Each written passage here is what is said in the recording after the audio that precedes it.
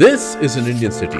Like every Indian city, it's crowded, it's polluted, and it's always under construction. Traffic jams, potholes, and broken footpaths are the norm. Almost 40% of Indians live in cities that are a mess. And content creators like this guy exploit that to get views.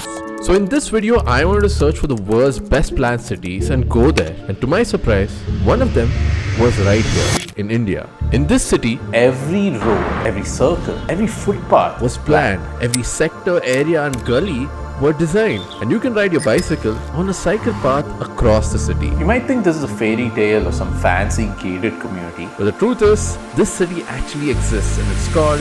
In this video, I want to fly to Chandigarh and show you what a planned city in India actually looks like. I want to tell you the story of how it was designed and how civic sense is enforced through its design. But beware, after seeing this, you'll either want to move to this city or you'll understand the flaws in your own city and see it differently. Or at least that's the video I had planned. But after I started to read up about this city and its history, I had a lot of questions. Why is it located so close to the border? Who is behind all this and why does this city even exist? Like most stories in India, this one starts in 1947. India had gained independence but lost parts of itself in Bengal, Sindh and Punjab. This is what Punjab actually looked like before the partition. And after one hastily drawn line, thousands of Indian families living here for generations had to uproot their lives and move to India overnight. But where in India would they move to? That was the problem. All the nearby cities had their share of trauma with the partition and independence, so the Prime Minister at the time wanted these families to have a fresh start, a new address, a new modern city for modern India. But who could even plan such a thing? India at the time didn't have an architect with enough brand, reputation or clout to take on such a big project. So they outsourced it. Word was sent to all famous architects around the world. India didn't want any British architects because most of the city was already influenced by their style. So after going through multiple entries, one American architect, Albert Mayer, was selected. Albert Mayer was selected because he had already worked on many city planning projects in India. But he wasn't the only architect on this. His right-hand man, Madhu Sarin, was also a big part of coming up with the first version of Chandigarh's master plan, the Leaf Plan, and had these curvilinear roads with green spaces running throughout. The authorities really liked the plan, but it was never implemented because of an unfortunate accident. Madhu Sarin came to India to visit Chandigarh and to see what the landscape is like, how he'll make his designs and things like that. And after visiting Chandigarh, he boarded a flight from Bombay to New York. And after layover in Cairo, shortly after reaching 10,000 feet, flames had been spotted from the engine. Minutes later, the engine fell free, forcing the pilot to make an emergency descent into the Sahara Desert. But the plane exploded on impact and unfortunately there were no survivors. After Nomiki's tragic death, Albert Mayer pulled out of the project and India had to find a new architect. Which is when India sought out the most sought after architect, this guy. I think his office is somewhere here. The Corbusier remains a historical figure. 55 buildings, 400 paintings, 45 books, greatest architect of the 20th century. Prime Minister Nehru of India asked him to build a new capital for the state of Punjab called Chandigarh, but he was able to conceive, to draw an entire city. We saw many drawings of the city, went over the diagrams of their site analysis, and just got lost in the attention to detail given to this place. Like, look at this manhole cover. It has the entire city plan on it. We're here at the National Architecture Museum in Chandigarh. And how's the experience been, Ashrita? But as we've wrapped up, I was stuck with a weird question. Who cares? Who cares about all this architecture stuff? I mean, I do because I studied it in college. But the regular citizen of India, does it affect him? This is Ram. He's from Ghaziabad and he's been working in Chandigarh for 15 years.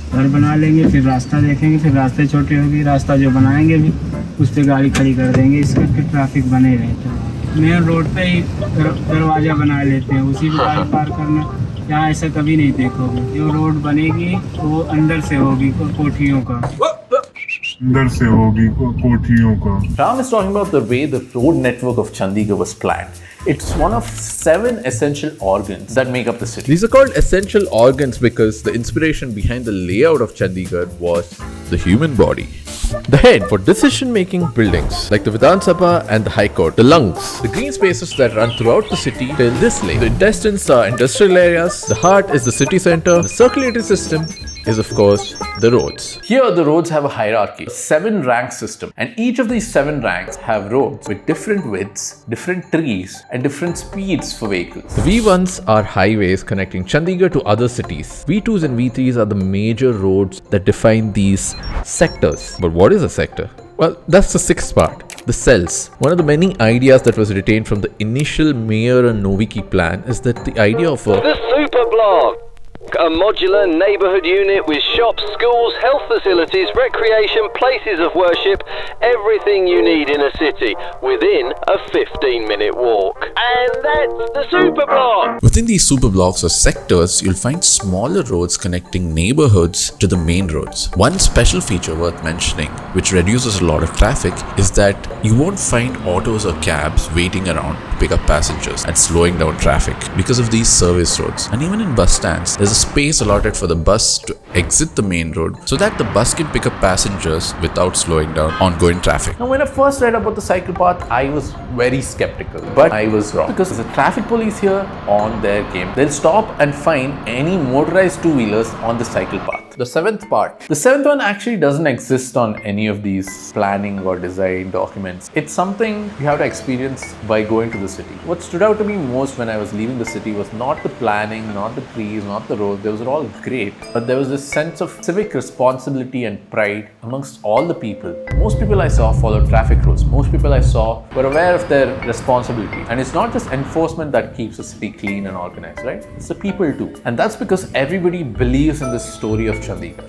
This story about, hey, we're a planned city, we have to behave in a certain way. And this story or idea of Chandigarh is always front and center. As soon as you get down from the plane in the airport, you can see it. The logo of Chandigarh. This was also designed by the Corbusier. It's called the Open Hand Monument.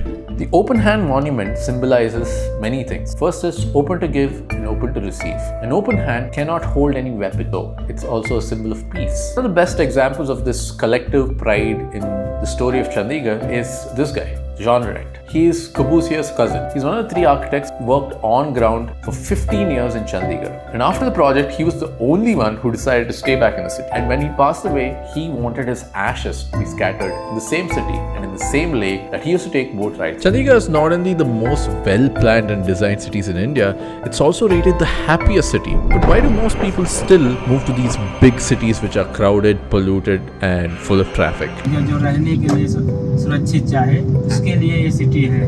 मतलब labour class वाले यहाँ नहीं रह सकते। मतलब labour class city में नहीं रहता है सर। जैसे आप कोठी, आपका घर है, आपका घर पे आप दुकान पे रखना, कितने रखोगे? 2-4 बंदे रख सकते हो। कंपनी फैक्ट्री है तो उसमें 1500-2000 काम करते हैं। काम का अवसर कम है। Chandigarh's economy is driven by services, government services, healthcare, education, and some small industry. There is IT, but it's nowhere near the scale of a Hyderabad or Bangalore, which means you won't find high-paying or high-growth jobs which would attract young talent. Now, the next time you see a Twitter post or an influencer like this guy complain about poor planning, just remember that along with the poor planning and design, a big factor is that these cities are the most sought-after places in the country. Because along with the potholes, the pollution, and the traffic, these cities offer something that the best architects couldn't plan for.